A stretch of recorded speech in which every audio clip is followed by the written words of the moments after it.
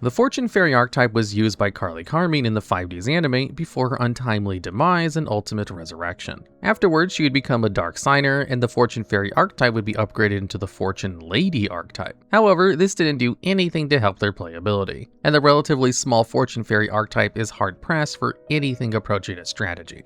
Today, we're going to be taking a look at the Fortune Fairy archetype and see exactly why it flops so hard. The Fortune Fairy archetype consists of 6 monsters and 3 spells, and no other cards. Again, it is connected thematically to the Fortune Ladies, but outside of being spellcasters, they don't have all that much synergy with each other. So these 9 cards are all that we have. Let's start with the monsters. These 6 monsters are all spellcasters with 0 attack and defense, but with different attributes and levels. They all share the effect where, when you draw them, you can special summon them from your hand on a hard once per turn. And they have one other effect when they're special summoned from the hand, and only from the hand.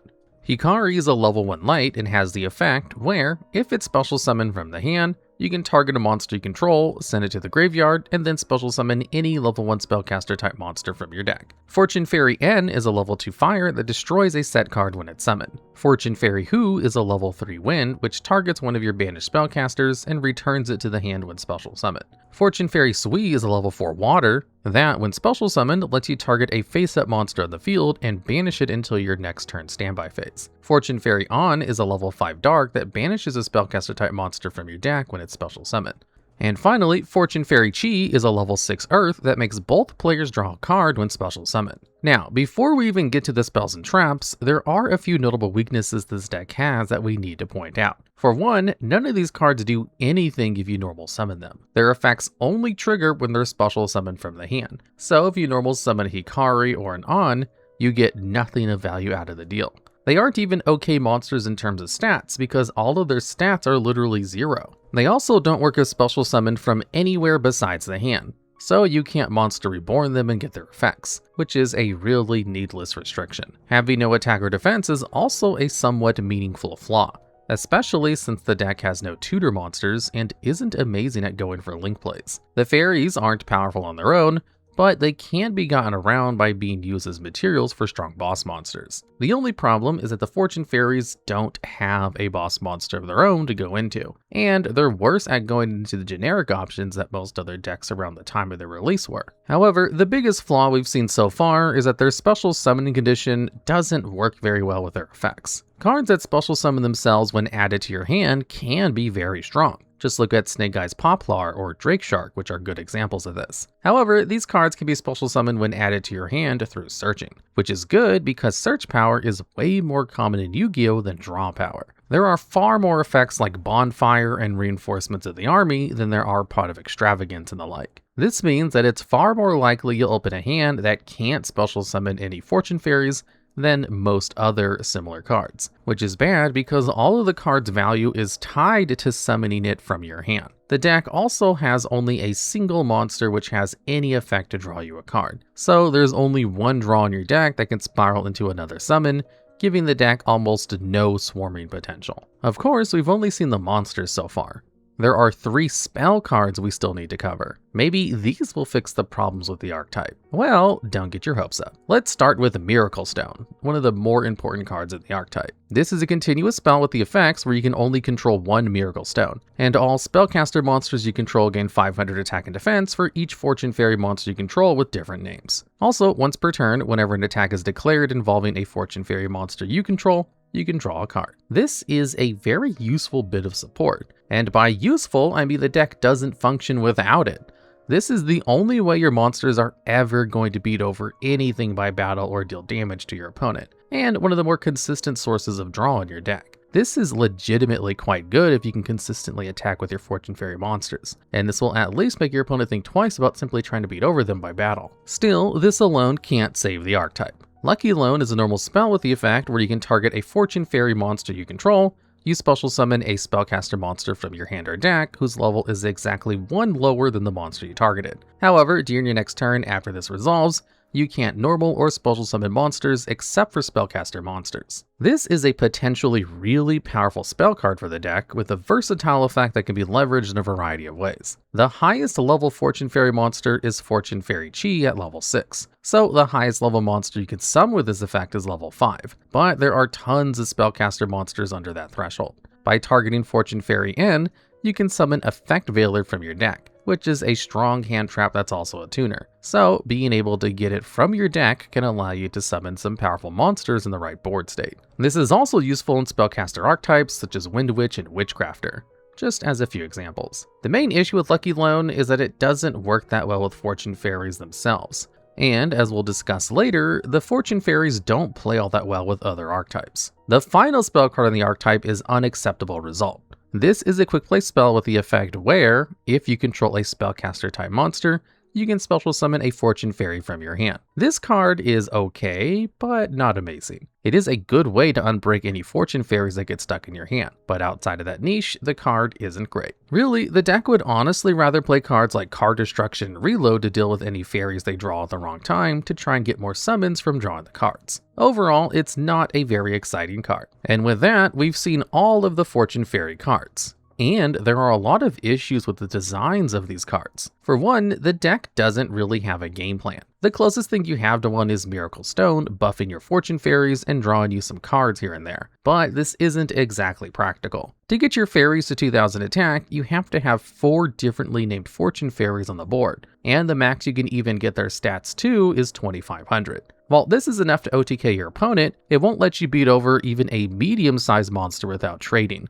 And most boss monsters will be too powerful for you to do anything about by battle. This may not sound that bad if you think of the archetype as a spellcaster support archetype and not its own strategy. But unfortunately, the deck doesn't actually function all that well as generic spellcaster support. Lucky Loan can be a nice spellcaster support card, but only if you find and summon out the correct Fortune Fairy, which will typically be Fortune Fairy Chi or Fortune Fairy Anne. These cards are complete bricks if you open them, which is very bad. And the deck has no effect which allows you to reset them, so you have to rely on the generic options we mentioned earlier. The problem with playing cards like Reload is that they're card disadvantage, as you lose a card when you play them, and only draw for each card you shuffle back in. This makes these cards generally very weak, and while the extra scoring potential they offer the Fortune Fairies can make up for that, that's only if you play a dedicated Fortune Fairy deck. If you aren't playing tons of Fortune Fairies, then you're unlikely to draw into them off these cards. This is also an issue because the more Fortune Fairies you play, the less room you have for actual competent spellcaster archetypes in your deck.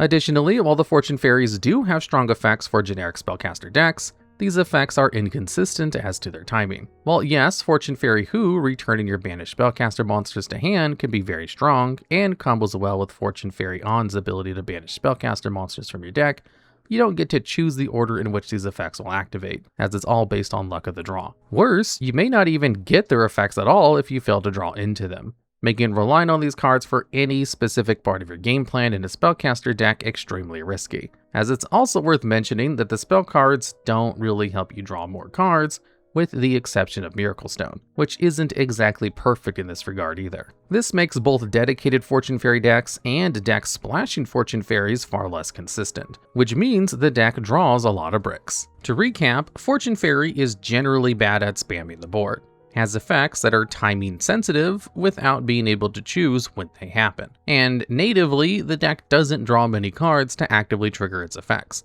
making the deck overall extremely weak and not really worth playing. However, this is only considering the deck in isolation. As we said at the outset, the Fortune Fairies all evolve into the Fortune Ladies during the plot of the 5Ds anime. The Fortune Ladies are, all around, a far more competent archetype, and they play fairly well with the Fortune Fairies. So to understand the archetype, we do need to talk about what the Fortune Ladies do. This archetype is made of 8 main deck monsters, starting with a cycle of 6 monsters that are upgraded versions of the Fortune Fairies. All of the Fortune Ladies have the effect where their attack and defense are equal to something between 200 and 400 times their level, and during a standby phase, they gain 1 level permanently up to a max of 12. They also have several very strong support cards that are worth keeping in mind with Fortune Fairies. For one, they have a boss monster and Fortune Lady Every, meaning the deck finally has a game plan. Every is a level 7 synchro monster that requires a non-tuner spellcaster to summon and has the same effect where her attack is equal to her level times 400,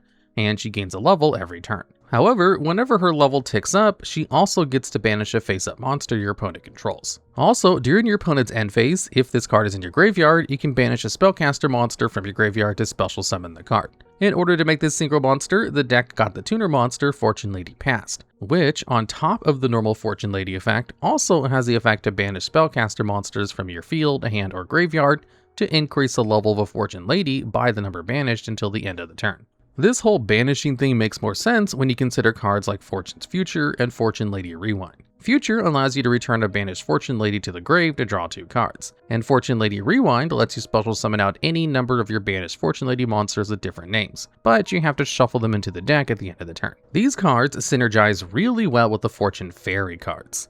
The extra draws let you actually summon the Fortune Fairy sometimes. The banishing theme works well with Fortune Fairy Who and Fortune Fairy On. They even have some extra neat interactions here and there. For instance, using Fortune Fairy Hikari's effect on Fortune Fairy Light will not only let you special summon a level 1 light spellcaster from deck, but will also let you activate Fortune Lady Light's effect to special summon any Fortune Lady monster from your deck, which is very powerful. In this context, the Fortune Fairy seem like a pretty reasonable archetype. However, the unfortunate reality is that the Fortune Lady archetype is also quite weak, and the synergies between the two archetypes are somewhat limited. Fortune Ladies still don't fix the problem of opening Fortune Fairies that will never do anything. And the sad reality is that the effects of the Fortune Fairies are just kinda bad. Sure, you can destroy some of your opponent's set cards or return a banished spellcaster to hand, but these effects aren't helping you get to your win condition or making up for how weak the cards are in every other aspect. Fortune Lady is a deck where the Fortune Fairies are at their best, but that wasn't enough to actually translate into any competitive success, or really even a good deck to be perfectly honest. With all of that said, what could we do to fix this middling magical archetype? There are a few things we could do, but there is an archetype that's somewhat similar that can give us a good idea of how to change the deck. The Danger archetype are a series of monsters that allow you to force your opponent to discard a random card from your hand. Then, if they didn't discard the Danger monster activated, you special summon them from your hand and draw a card. They also all have effects when discarded. The way the decks with the Dangers generally work is similar to what you would imagine a Fortune Fairy deck doing. They activate a Danger, special summon a monster, and then draw a card.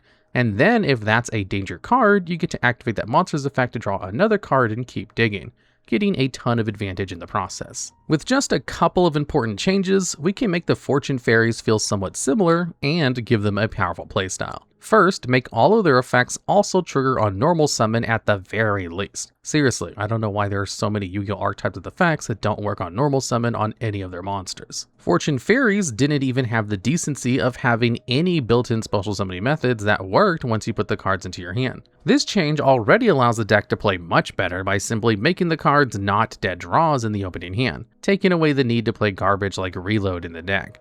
But we can do better.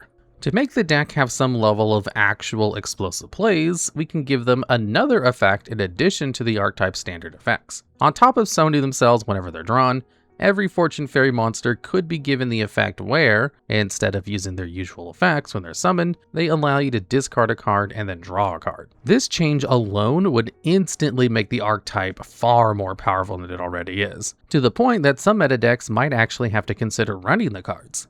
This would let you chain multiple Fortune Fairies into each other while also filling your graveyard with potentially useful cards, not to mention the synergy with decks like Dark World or Danger. Now, this change alone would have made the archetype pretty playable, but it is also pretty dangerous. Yu-Gi-Oh really needs to not reach the point where you could run a deck of 40 different cards with the Danger effect, because that would make spamming the board with infinite link material far too easy. However, there is a fix to this. You could add a restriction to the effect, such as, after you activate this effect, for the rest of this turn, you cannot add cards to your hand by card effect except by the effects of fortune cards, or something similar to box out this kind of deep draw strategy. There are also a few spell and trap card support cards that the deck is just missing that would have helped a lot. Look at Moray of Greed. A normal spell which allows you to shuffle 2 water monsters from your hand into your deck to draw 3 cards. This deck would have loved a card with a similar effect that, say, shuffles back 2 spellcaster type monsters to draw 3 cards to help unbreak your Fortune Fairies and continue your plays. It also feels like Konami just really was scared of making deep draw a thing when they designed this deck, so they just didn't give it the card effects it needed to have a chance at seeing play. And that's the Fortune Fairy archetype. It's a deck that was meant to help out an older archetype, but failed not only to support the Fortune Lady strategy, but to be meaningful spellcaster support of any kind. The cards are clunky and have needless restrictions on top of their generally bad effects. The deck has no clear strategy it's working towards, and leaves the player without any way to actually leverage the few potentially powerful effects the cards actually had. The deck was a complete failure in terms of playability, and feels like it was released about a decade too late. And considering that it did release a decade after the Fortune Lady archetype did, that may literally be the case.